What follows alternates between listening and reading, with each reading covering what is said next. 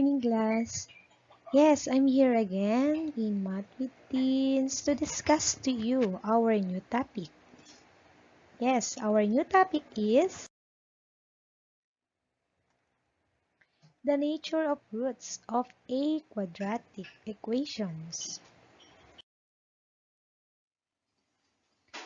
The nature of roots of a quadratic equations, it is said, the value of the expression b squared minus 4ac is called the discriminant of the quadratic equation ax squared plus bx plus c is equal to 0.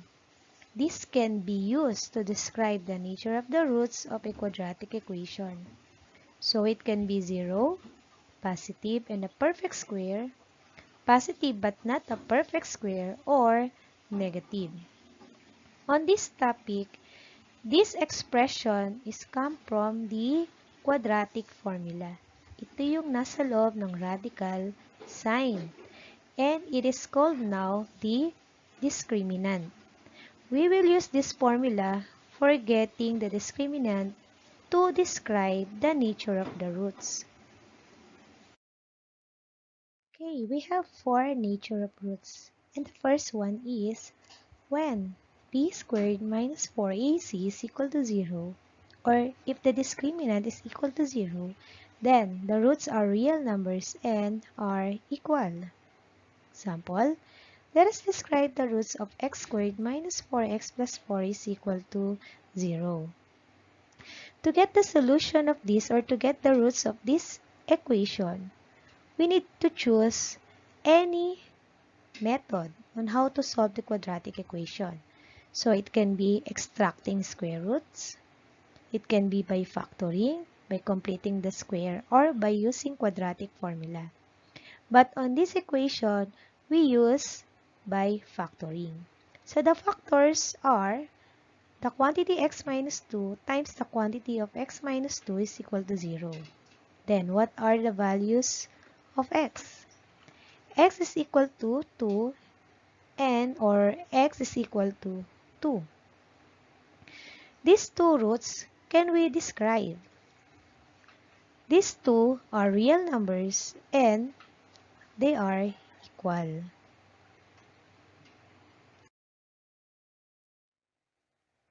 Okay, on the same example, number 1, when b squared minus 4ac or when the discriminant is equal to 0, then the roots are real numbers and are equal.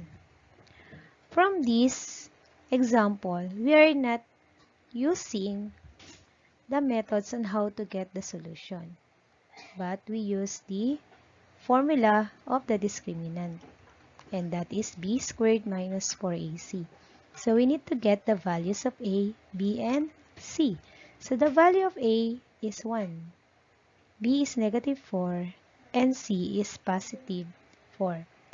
Our discriminant is b squared minus 4ac. Substitute the value. So negative 4 for b, so negative 4 quantity squared, minus 4 times 1 is a, times 4 is c. Negative 4 times negative 4 is 16, minus 4 times 1 times 4 is also 16. 16 minus 16 is equal to 0. Your discriminant is 0. So how can we describe the nature of roots?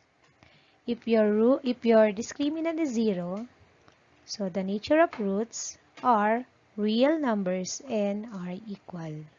So that is the nature of root. Okay, the second nature of root is when b squared minus 4ac is greater than 0 and a perfect square. So what are the numbers greater than 0 and a perfect square?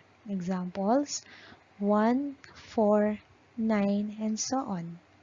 Then, the roots are rational numbers but are not equal.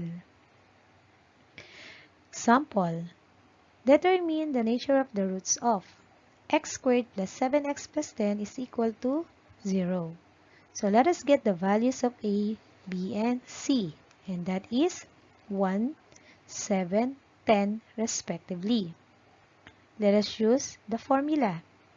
B squared minus 4AC is equal to B is 7, so meaning we have 7 squared, minus 4 times 1 is A, times 10 is C. So 7 times 7 is 49, minus 4 times 1 times 10 is 40. 49 minus 40 is 9. 9 is a perfect square, meaning our nature of roots are rational numbers but are not equal. That is the nature of root. Okay, the third one. When discriminant is greater than 0 but not a perfect square, then the roots are irrational numbers and are not equal. Example, describe the roots of x squared plus 6x plus 3 is equal to 0. So the values are a is 1, b is 6, and c is 3.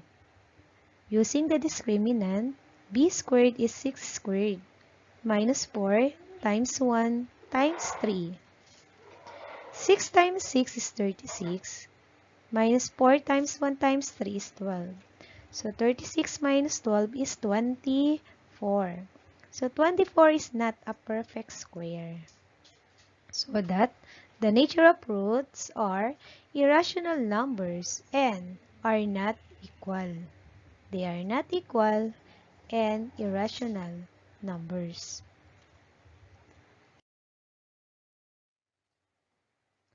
Okay, the last one, number 4. When b squared minus 4ac is less than 0, then the equation has no real roots. So what are the numbers less than 0? That are the negative numbers.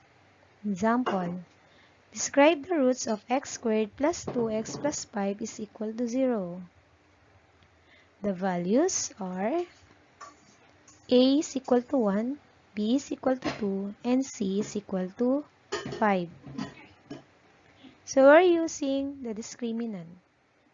B squared is 2 squared minus 4 times 1 times 5. So 2 times 2 is 4 minus 4 times 1 times 5 is 20. 4 minus 20 is negative 16. Your answer is negative 16. So meaning our nature of roots is not real numbers. So that is the last. Let us summarize now. The nature of roots of a quadratic equations, if b squared minus 4ac is equal to 0, so your nature of roots are real numbers and are equal. If b squared minus 4ac is greater than 0 and a perfect square, your nature of roots are rational numbers but are not equal. If b squared minus 4ac is greater than 0 and not a perfect square, your nature of roots are irrational numbers and are not equal. And last, if b squared minus 4ac is less than 0, so yung mga negative numbers, so no real roots. So these four are the nature of roots of our quadratic equation. Okay guys, this is the end of our topic today. So if you have any question, just write your question in the comment box. Thank you for watching and God bless.